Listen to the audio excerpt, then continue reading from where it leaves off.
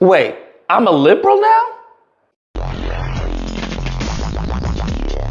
This video is brought to you by the Spider Combat Arena. Support the Kickstarter today. Oh my goodness. So it seems that I have pissed off the house Negro. it seems that my videos on this step infection David Lucas has pissed off the house Negroes. Lord, oh Lord. And who I'm referring to is Stephen himself, okay? A black conservative perspective, George Foreman. Bro, this man, I don't know what to tell you. If you've ever seen any of this individual's content, it's very hard because he can barely speak. He always sounds like he has like food in his mouth. They're silent about this stuff, but yet again, they want to be so outraged and offended, and they want to cancel a comedian for simply telling a joke. Take a look. Huh?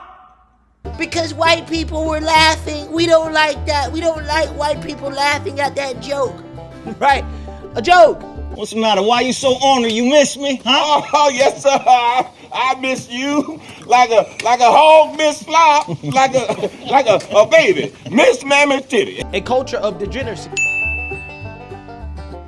A culture of destruction.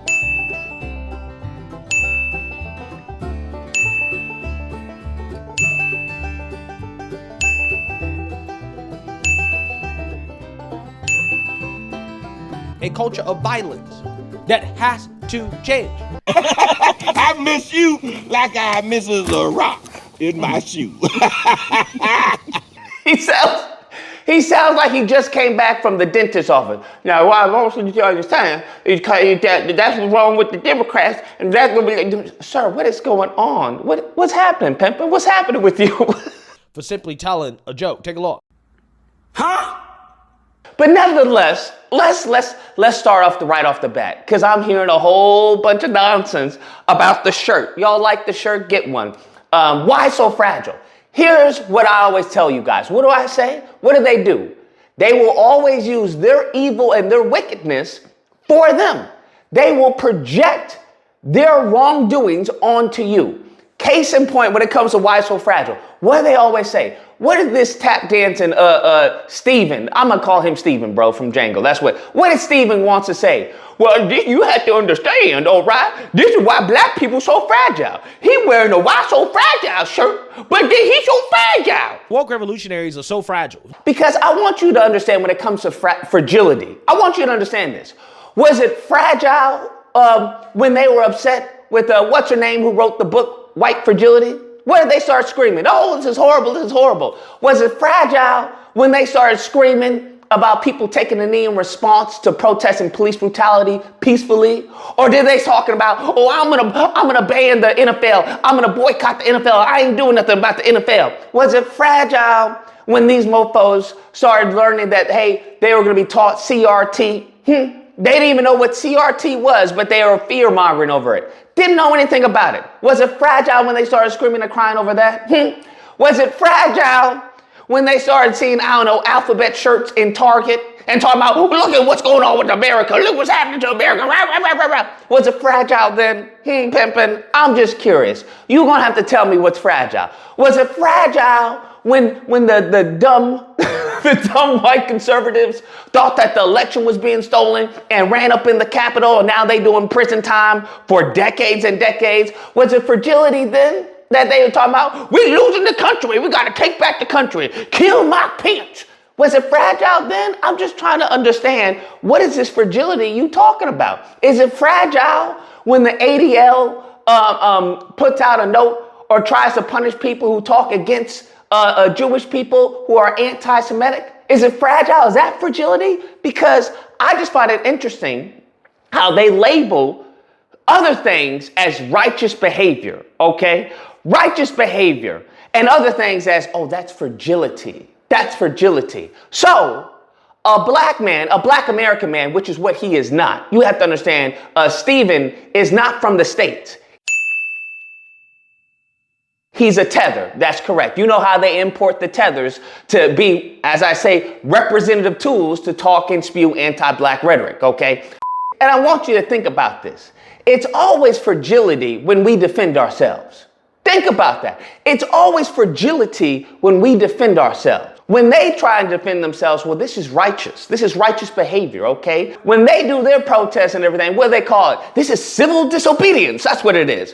When we do ours, where they say, oh, this is violence. Look at this. This is disgusting, okay? They do theirs. Oh, well, this was just a vacation. That's all this was. This is just a vacation. Listen, so when I hear Stevens, right, when I hear black conservative perspective, and a lot of them, you can't take them serious because they are getting paid to fund a narrative, to promote a narrative. Now, one thing I will draw the line at, okay, I have been called a whole bunch of things in my life, all right, from the left, from the right, but one thing I have never been called, and that is a liberal, okay? That is one thing I've never been called, and I will not allow.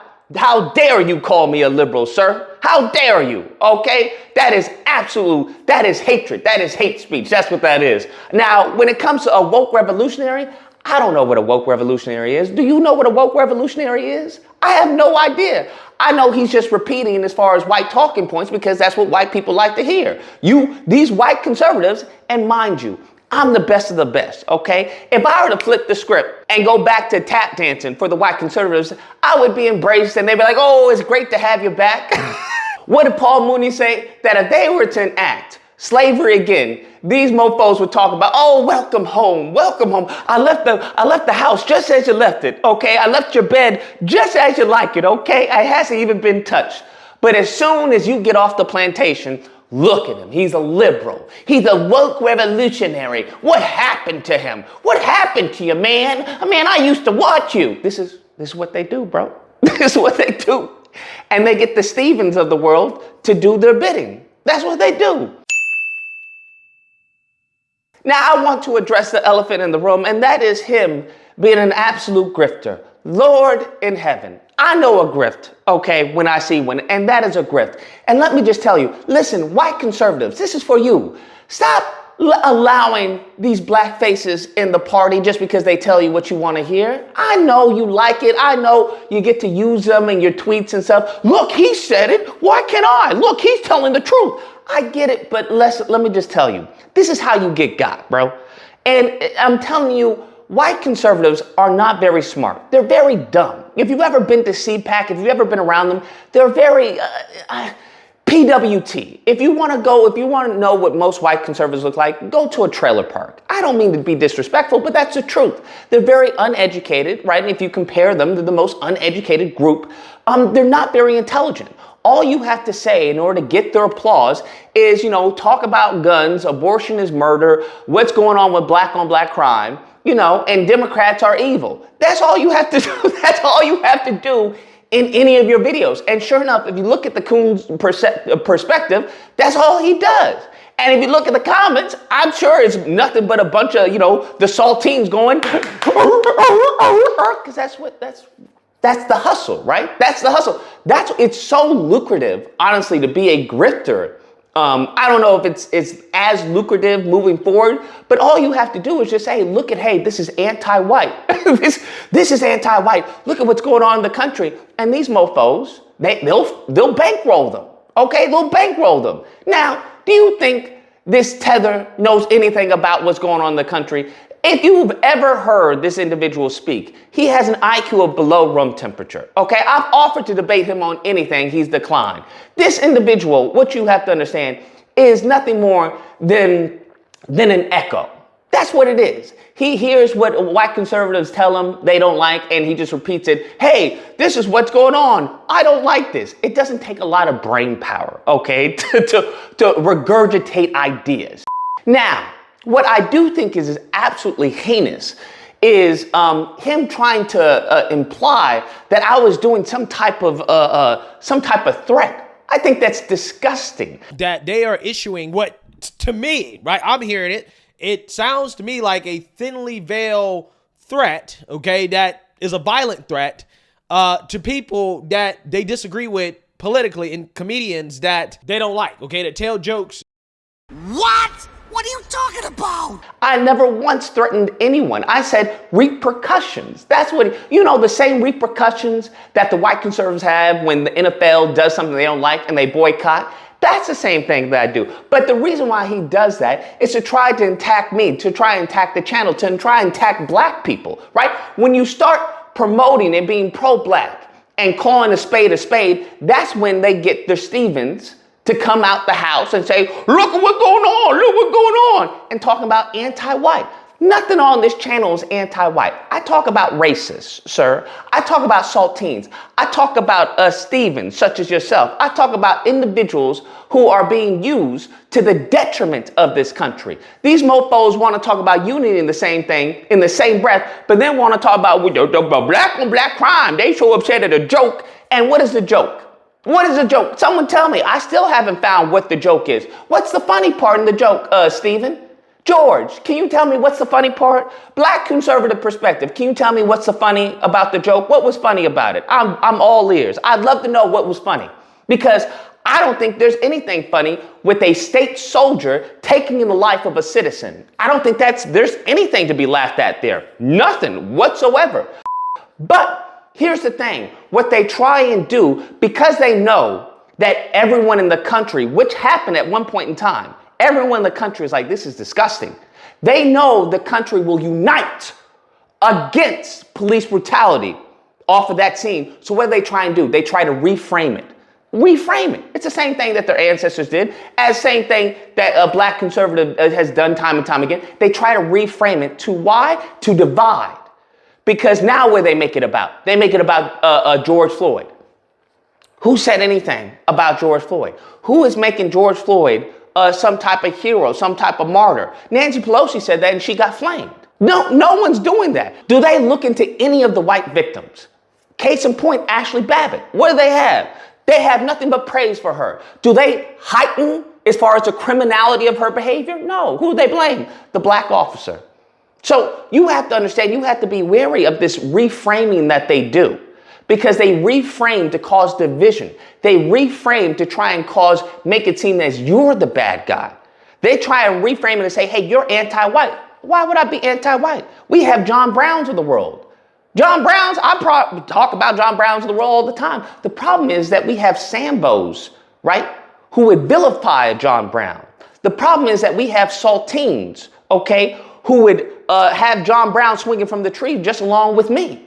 That's the issue. So please do not fall for the wicked behavior and this heinous slander of me trying to threaten. I said repercussions, the same repercussions that we see every group enables. ADL, they have repercussions if you talk anti-Semitism. Do they not?